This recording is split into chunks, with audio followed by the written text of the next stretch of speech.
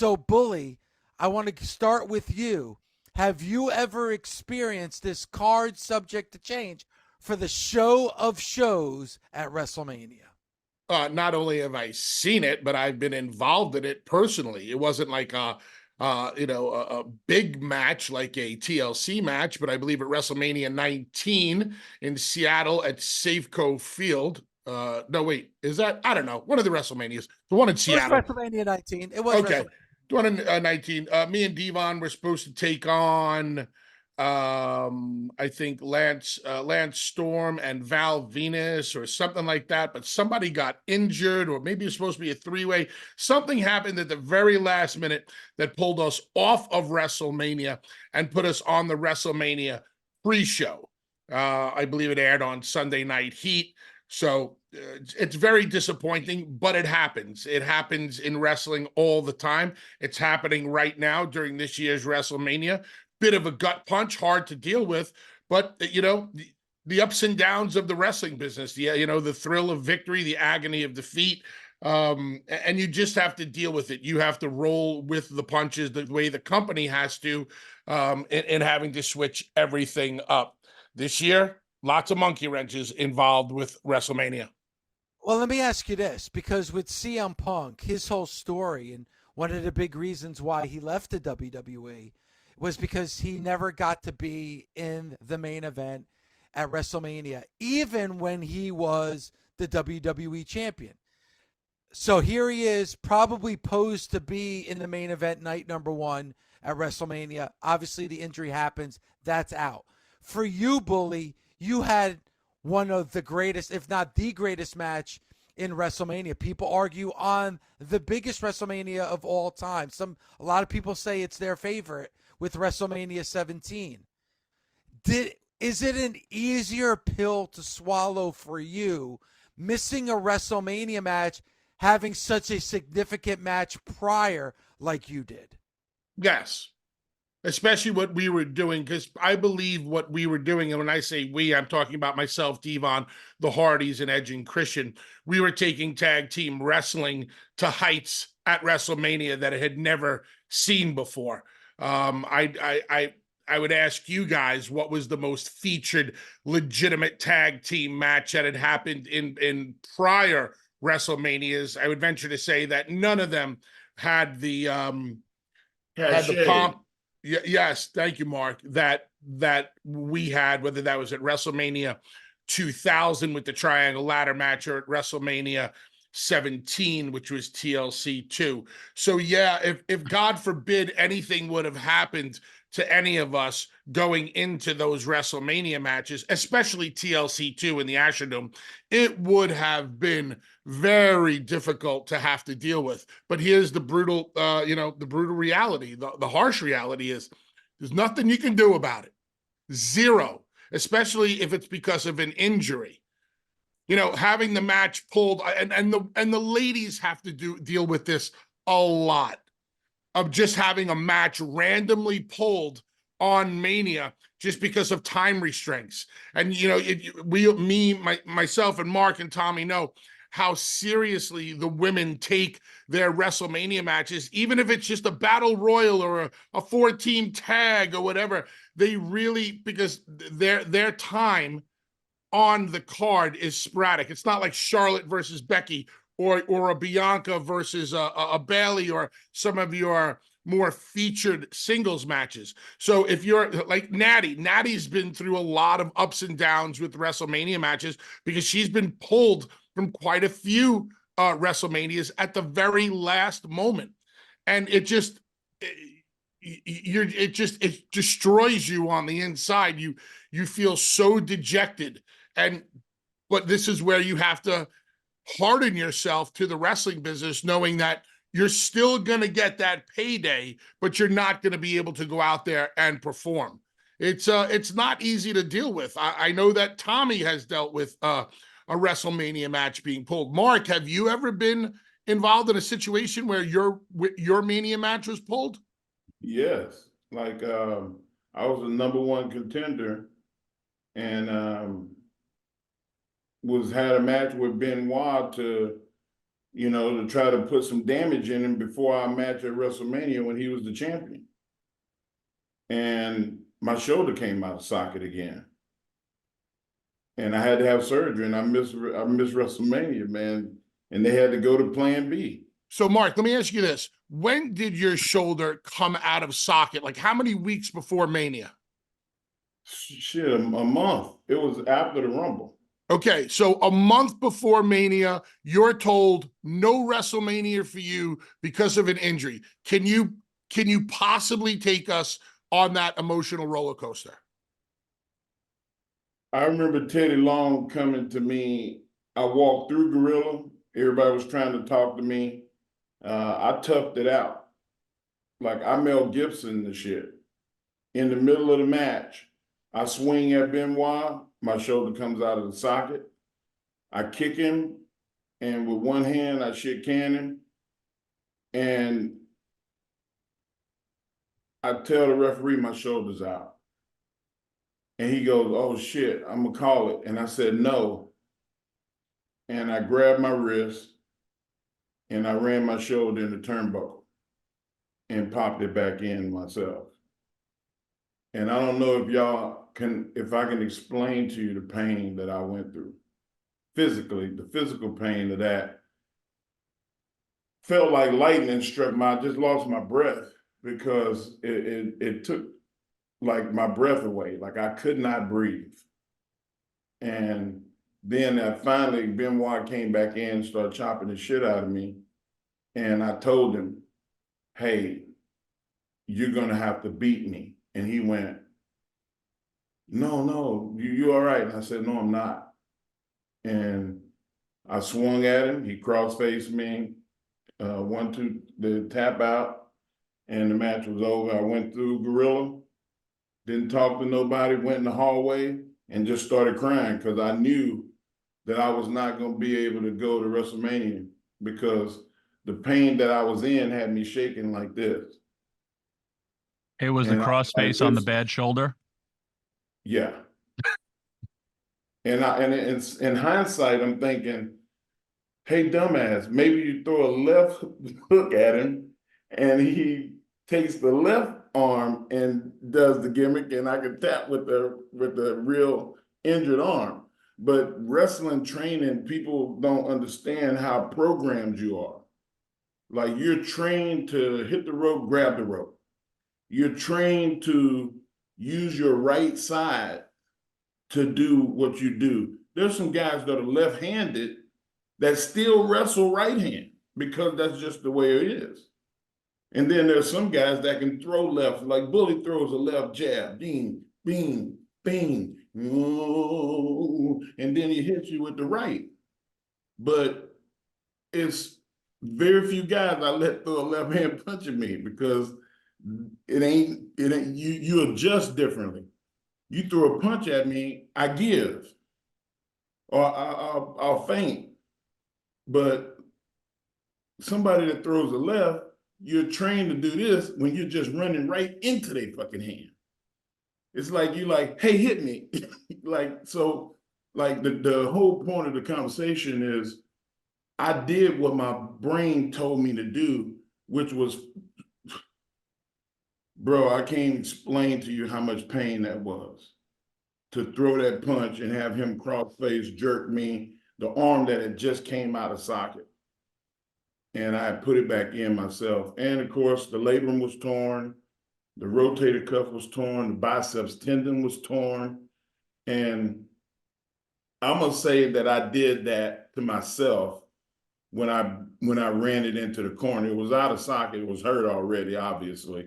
And I made it worse. And I was out for 7 months. But Mark, other than the obvious physical pain, and then you cried right afterwards, what was the emotion like of that month? It was crazy. I felt like I let myself down. I felt like I let the company down, like they had invested a lot of time and money into me. And now they're scrambling to find another story to go into Mania, like they're doing right now with Punk. And, you just feel worthless, basically. And I remember being at home and I said, fuck this. I'm done. I can't take it no more. I had got hurt 3 times at this point. I was just like Punk. 3 WrestleManias, 3 injuries. And you sit at home and going, what did I do? God, what did I do? Why of all the times in a year, why now? And you know it's painful when you question God. And I had Benoit call me and say, hey, suck that shit up. It happened to everybody. You'll be better when you come back. And I'm not exaggerating when I say that if I hadn't talked to Benoit in 07, like I would have quit wrestling. Like I got to the point where, man, I was still the strongest man in the world at that time. I was like, man, fuck this. I'm going back to lifting. I was gonna do something. And Benoit talked me out of it. Told me he was gonna come to the house and beat me up if I didn't get my ass back in the gym. So Mark, let me ask you this, because you just said this is just like Punk, because Punk now, since coming back to wrestling, has been injured 3 times, just as you said you were. But you were able to bounce back, and then you had a match with The Undertaker at WrestleMania, which during the streak, there's nothing bigger than having a match with The Undertaker. So how did you feel knowing that, hey, I have this match, and knowing what happened before, but also knowing that the WWE had confidence enough in you to have a match with The Undertaker? Dave, I'm going to tell you, experience is the greatest teacher. I had matches leading up until WrestleMania 22 where I would go out there, man, I didn't even play the hits. I had brawls, bang, bang, bing, bing, bing, bing, throw the guy, go do something. Like I wasn't running into the stairs on the floor. I wasn't running into the post. I wasn't doing shit. But mat wrestling, grappling, and holds because I was scared of getting hurt again. What did we talk about on Busted Open on last Wednesday, Dave, about you go into this shutdown mode because you're worried about getting hurt? Yeah, you were saying about there's certain things that you would normally do that you're not going to do. No, On to take a don't chance. do it. Don't And do like it. you said, Mark, now, unfortunately for CM Punk, he was in a situation that he got hurt at the Rumble. And you got to go 100 miles per hour at the Rumble. Got to. And then you probably shut it down right after the Rumble all the way to WrestleMania, correct? Yeah, pretty much. Mark, Like did you watch that everything- WrestleMania? Say it again. Did you watch that WrestleMania? The Like one that live? I missed? Yes. No. I don't remember it. I was too distraught to watch any wrestling. After I got surgery, I remember being in Birmingham with Dr. Andrews and Dr. Dugas, and they had just done my surgery, and they were like, hey man, a bunch of us are gonna get together and we're gonna go to Dave and Buster's and watch wrestling Monday. And I went, no, I ain't going. They were like, what? I didn't go. I was in Birmingham for a month doing rehab, and I didn't watch wrestling. Not one time I was there. I couldn't. Every time I watched wrestling, I cried. I love this shit, man.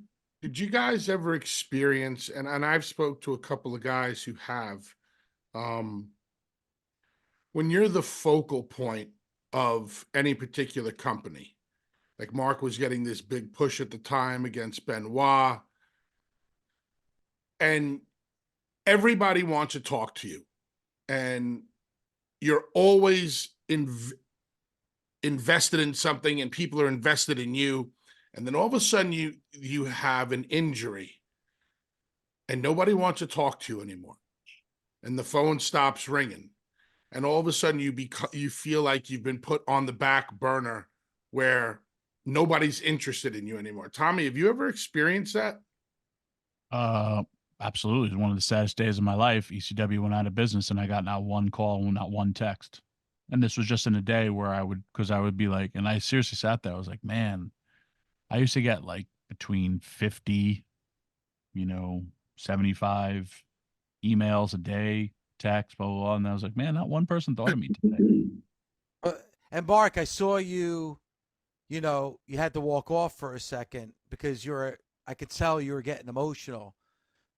Like, even after all you've accomplished with going against The Undertaker at WrestleMania, going into the Hall of Fame, I can tell, just even thinking back to that time when you got injured, that those emotions and those moments come flooding back to you. Am I right? It's not always the success that you judge by. It's the failure and how you deal with the failure. And Tommy mentioned it. People will stop calling. Like they say, success has many fathers, and failure is a bastard. It's the truest thing ever said, because when you fail, there's a few people that are like, damn, I'm gonna give him a moment. It's tough, let him breathe. And then it's the other ones that, if you can't help me, then you have no service or use to me. And I got to see it. And it was the hardest thing. Yep. To realize who was my friend and who was my workmates. Mark, I don't mean to interrupt you, but when you had to walk off before, you needed a moment. I don't know if you heard the question that I had asked. And you're actually answering the question, despite the fact that I don't think you heard me. No. When you were in the middle of your push, and you're working with Benoit, and you're the focal point, and everybody wants to talk to you, and everybody wants to be your friend, and everybody wants to talk about your push, and it's like, mark this, and you're invested, and everything's going well, but then all of a sudden, snap of a finger, shoulder pops out, you're out of Mania, you're done. Bye. Right, Mark? Done. And you don't exist anymore, and you start to quit. Like, why doesn't anybody want to talk to me? Why am I like in the background? Why do I feel like I'm in the background now? And why is it, Mark? I'm talking about not just the boys. I'm talking about the office. Yeah.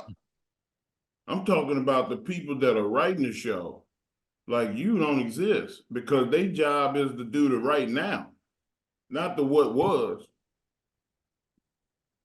If I can tell you how me and Edge clicked when he got hurt, I was working in the office and I was just like, hey, just was thinking about you.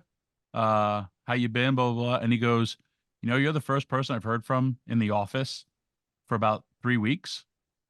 And this is when he was on top. And I was like, really? And he's like, yep. After the surgery, everyone's like, you good? You good? Because I haven't heard from anybody.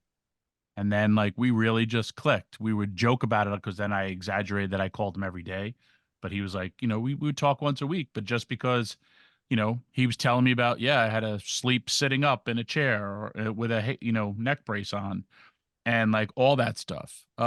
Just also to talk Tommy, about. hold on. Tommy, I just want to tell Dave something. I know you guys are going to be this. Dave, you start to question if anybody truly ever cared about you. Yes or no, guys? Yeah. Oh, yeah. You sit there and nobody texts and nobody calls. Not the boys, not the office, not nobody. And you're just saying to yourself, what the fuck? I'm sitting here, my shoulder's out. I got a broken leg. I got this. Doesn't anybody care about me? And this will really harden you to the industry, where you say, it's me and me only. I got me, I got my partner, and that's it. And that's the only person I can truly rely on. Now, I do believe that over time, the business has changed and the boys show more concern for one another than they ever had. But when you're sitting there for months, I'd love to get people like that have been away for a year or years to come on and explain what that is like to sit home and just think that the business has passed you by. It will screw with your head. Man, I wanted to talked say, I talked to Benoit, Nova, and Teddy Long wow. almost every week, if not every week. And that's when the Undertaker came into play. Because of being in Austin, like I would see him and he would check on me. And those friendships are the ones that still exist. Like, you know, I mean, I only known Dave LaGreca since Dallas. I talked to him for years before that, but it was just me calling in for radio.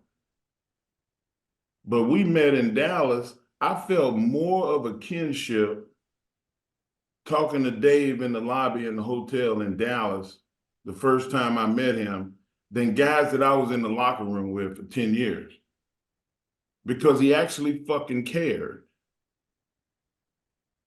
You only got to be around Tommy Dreamer for 5 fucking minutes to know that he lives and dies with wrestling. When we all die, they're going to talk about wrestling. I know y'all not as morbid as I am, but they're going to fucking talk wrestling at our funeral. What we really loved. I don't have to be there to know what the fuck they're going to talk about. His passion for it. His sacrifice for it. He talked about it when his mother died. It broke me down. I couldn't listen to, I had to turn the show off. I don't know if y'all remember, I had to leave. Because I knew what he was saying was a reality. When you love something like we love it, it becomes more than just a job. And I feel for Punk. I text him today. I'm not going to call you. I'm just checking to see if you okay. That was my text. I'm here. I'm an ear to lean on. And Bully plays the bully. He loved wrestling. He loved fan interaction.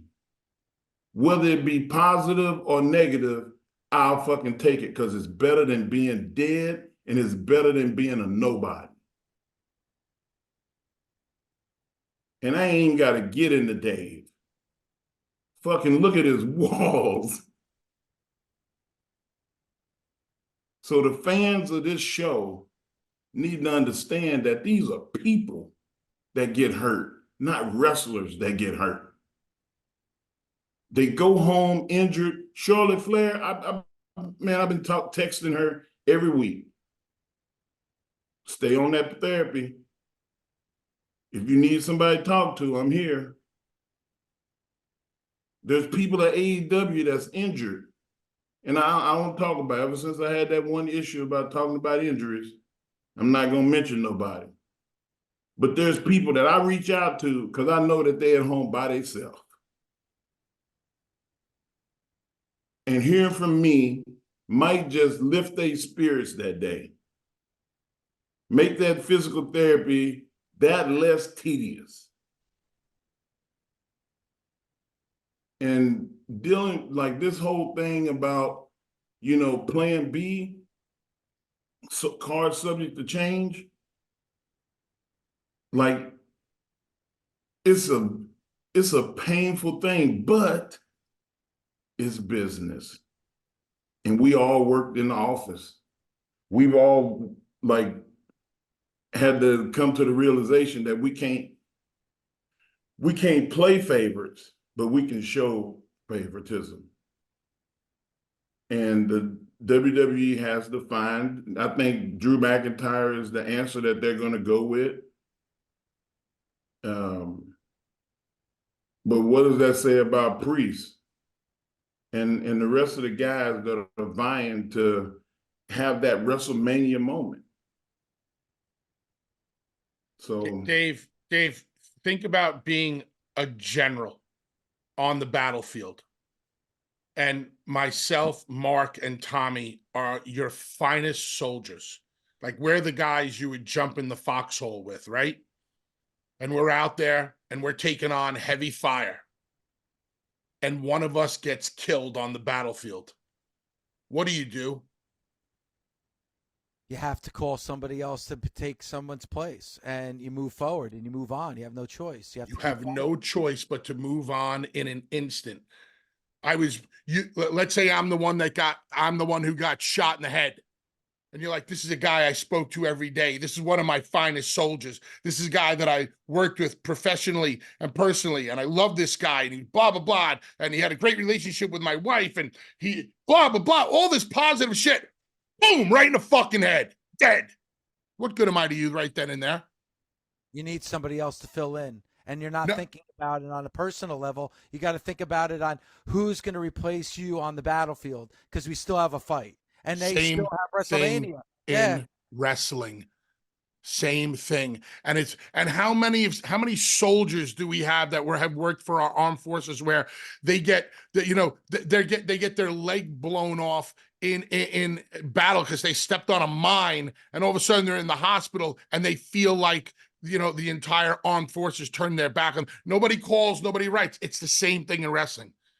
It's a difficult thing to talk about, but it's the nature of this industry. And it's not at the severity of a soldier losing their leg or a limb or PTSD. It's not the same. That's not what Bully's saying. He's saying that it's the causality, the cause and effect of it is the same. Mm-hmm. And causality is just like gravity. If you throw it up, it's going to come down. If I could just say a firsthand experience about Mark Henry, him and I, Seattle, Washington, packed. I'm wrestling him. This is maybe 2002. They're starting for the push with Mark, and I've said it. They would tell me, "Hey man, you're gonna go out there wrestle Mark Henry. You're allowed to bump him once. You got to go 14 to 15 minutes." And the whole time we're rocking and rolling when it's going to start my comeback. And this is 2001, because it's the first time I'm wrestling in Seattle, and the lore of Tommy Dreamer, the wrestler, they've never seen me. And man, I can't do my hardcore stuff. I can't do anything. So me and Mark are out there.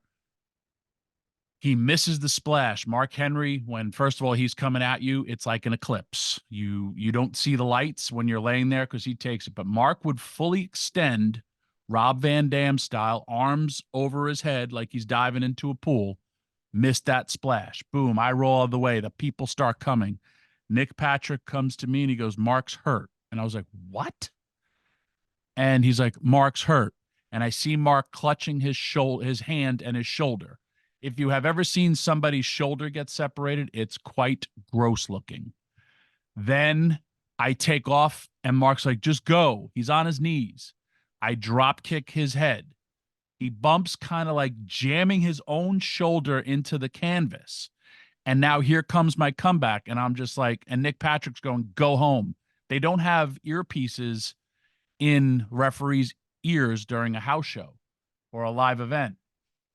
So I'm like, "All right, let's go." Mark's like, "No." So I throw my punches. And then I was like, Mark's like, "Just come on, keep going." And I'm like, "No." I jump up to the second. Mark plucks me out of midair. World's strongest slam. I'm about 240 with his shoulder. He's like, "I put it back in. So we get to the back.